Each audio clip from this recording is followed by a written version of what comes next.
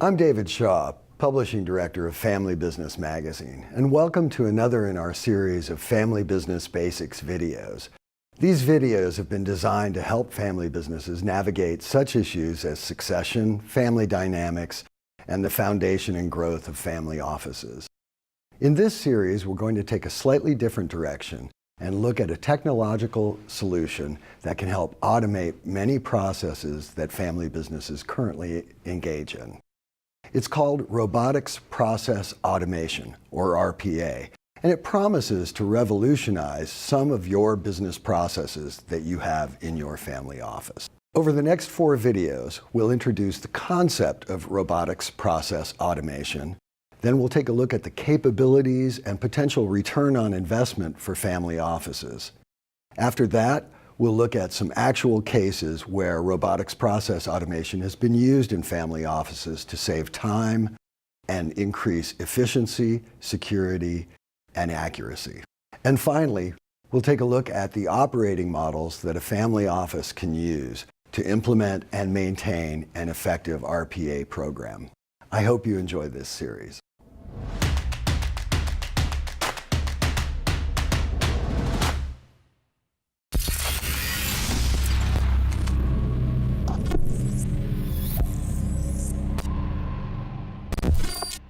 I'm David Shaw, Publishing Director with Family Business Magazine, and I'm joined again by Todd Immell, Principal with EY and one of EY's leads in RPA implementation within the United States.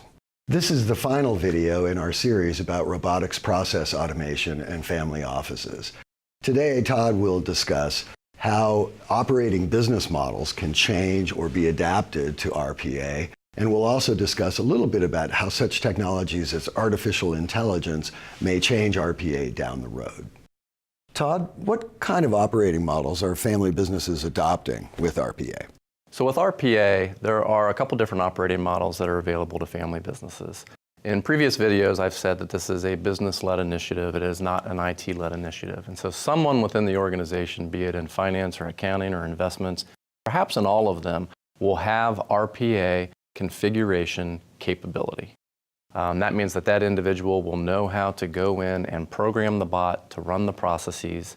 And if you have multiple people programming those bots and running those processes, oftentimes family businesses will create a centralized RPA control center, if you will, to coordinate all of those different activities. Another operating model option that we don't really see in the family businesses yet, we see this more in the multinational company space, but it is a center of excellence for RPA, and that's where you make a decision that we're going to have a person or a group of people that do nothing but RPA. This is their job. So from process assessment to configuration to maintain and control, these people will do our RPA for us, and it will be up to the functions to nominate different processes.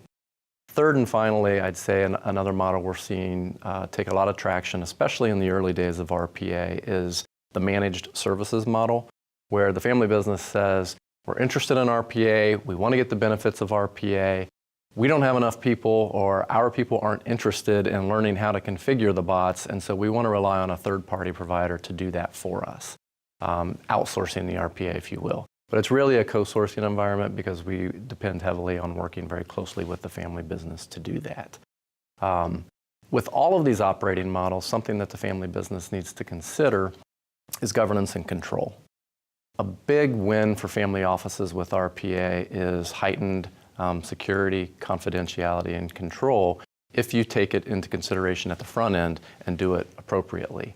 One example of the increased confidentiality that family offices have really appreciated is that when you ask a new staffer to go into all the family members' files and pull that one bit of data that you need for a project or for analysis, you don't actually know what that human is actually looking at when they're in the files. They could be looking at anything.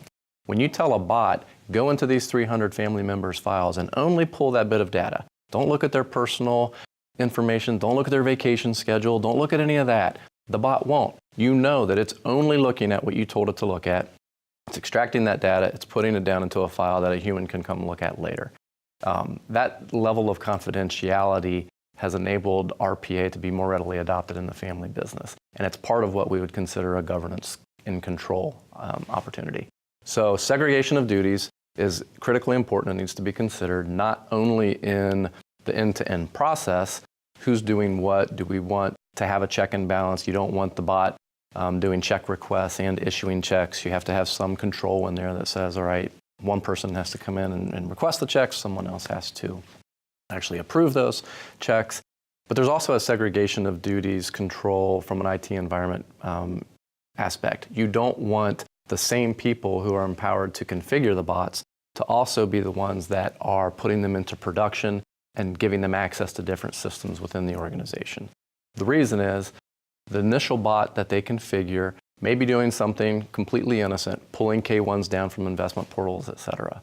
But later on, that individual could come back in and do something malicious with that bot. That's why you want to have a control in there that says, before anything goes into production, we're going to make sure that that automation is only doing what we have all agreed it needs. You've talked a little bit about RPA and how it operates these processes. It's not artificial intelligence, is it? No, it's not. It's not.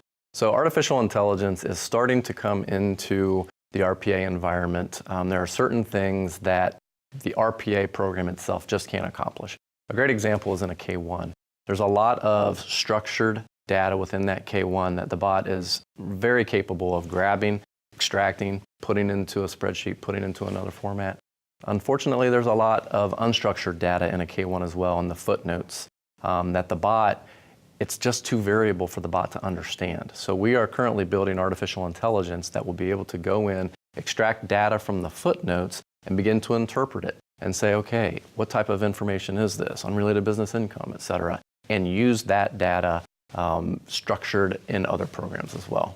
Interesting. So we have to watch out for artificial intelligence and what it can do next. Thank you very much, Todd. It's been a wonderful conversation on what is a technical topic, but one that I think can make real differences in family offices. Please look forward to our next series of Family Business Basics videos. And if you haven't been able to view some of our past videos, which we've also done with experts from EY, please visit our website at www.familybusinessmagazine.com.